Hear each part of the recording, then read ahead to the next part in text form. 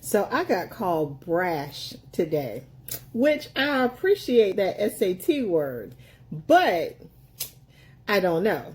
So an acquaintance I know from college hit me up and said, "Hey, I want to talk to you about business."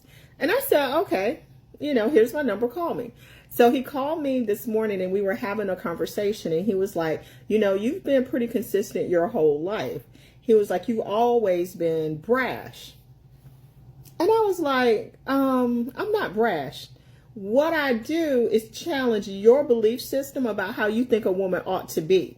And rather than thinking and being a little intrinsic and saying, why does this make me uncomfortable? You'd rather put it back on me because I refuse to bend to society's will. So when I was younger, I never centered men in my life. Like, the men that came to me had to come to me. You know what I'm saying? And then they were a part of my world. And I determined who I wanted to deal with and on what level. I've always been like this. So when I met him in college, pretty much how I am is how I am now. And so I told him, I said, I challenge your belief systems then, and I continue to challenge your belief systems now about how a divorced 50-year-old woman should live her life. And we had this really great conversation. And at the end of it, I was like, we really should do a podcast. Because he is a theologian. Is that how you say it? Theologian? Anyway, he's deep in the church.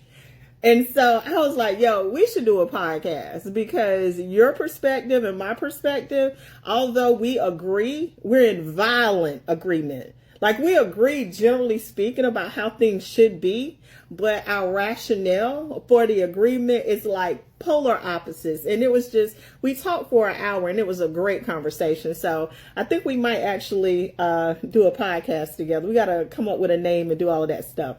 But I thoroughly enjoyed talking to him because the conversation was intellectual and it was smart. So for all the people that be like, you just only have people on here that agree with you. No, I don't. I enjoy a lively discussion. I really do. But I don't enjoy a lively discussion with dumb people.